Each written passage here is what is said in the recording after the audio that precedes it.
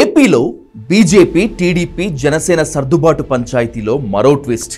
ఇప్పటికే తక్కువ సీట్లంటూ క్యాడర్ నెత్తి నోరు బాదుకుంటుంటే పొత్తు ధర్మం అంటూ మరో త్యాగం చేశారు పవన్ కళ్యాణ్. బీజేపీకి 3 స్థానాలు ఇచ్చి 21 అసెంబ్లీ, 2 ఎంపీ సీట్లకు పరిమితమయ్యారు.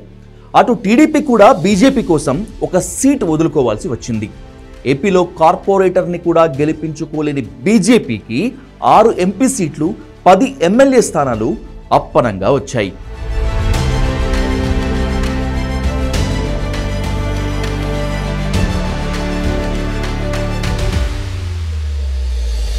ఏపీలో వచ్చే ఎన్నికల్లో కలిసి పోటీ చేయాలని నిర్ణయించుకున్న టీడీపీ, బీజేపీ, జనసేన మధ్య సీట్ల విషయంలో అవగాహన కుదిరింది.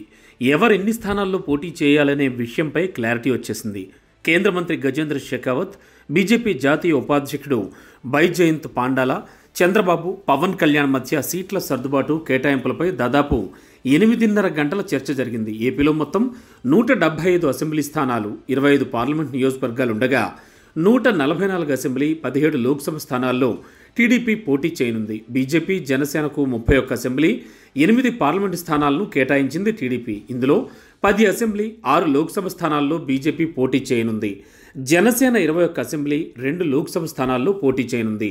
టీడీపీ, జనసేన కలిసి ఉమ్మడిగా తొలి జాబితా ప్రకటించిన సమయంలో జనసేన 24 అసెంబ్లీ, 2 ఎంపీ సీట్లలో పోటీ చేస్తారని స్పష్టం చేశారు. ఆ తర్వాత ఢిల్లీలో జరిగిన చర్చల్లో బీజేపీకి 6 అసెంబ్లీ, 6 లోక్సభ స్థానాలు ఇచ్చేందుకు ఒప్పందం కుదిరింది. కానీ సోమవారం చంద్రబాబు నివాసంలో 3 పార్టీలకు చెందిన కీలక నేతలు సీట్ల సర్దుబాటుపై సుదీర్ఘంగా చర్చించారు. తమకున్న ఓటు బ్యాంక్ ప్రకారం సీట్ల సర్దుబాటుపై 3 పార్టీల నేతలు ఓ అంగీకారానికి వచ్చారు. బీజేపీకి అదనంగా మరో 4 అసెంబ్లీ సీట్లు పెరిగాయి.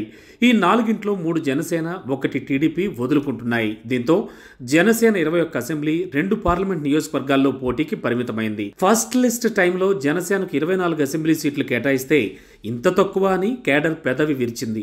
ఇప్పుడు మరో 3 సీట్లు జనసేనను త్యాగం చేయడంతో పార్టీ శ్రేణుల రియాక్షన్ ఎలా ఉంటుందన్న ఉత్కంఠ కలుగుతోంది. 3 పార్టీల మధ్య సుదీర్ఘంగా జరిగిన సమావేశంలో సీట్ల సర్దుబాటు, ఎన్నికల్లో అనుసరించాల్సిన వ్యూహంపై చర్చలు జరిపారు. ఇదే సమయంలో అసెంబ్లీ సీట్లలో డబుల్ డిజిట్ కావాలని బీజేపీ పట్టుబట్టింది.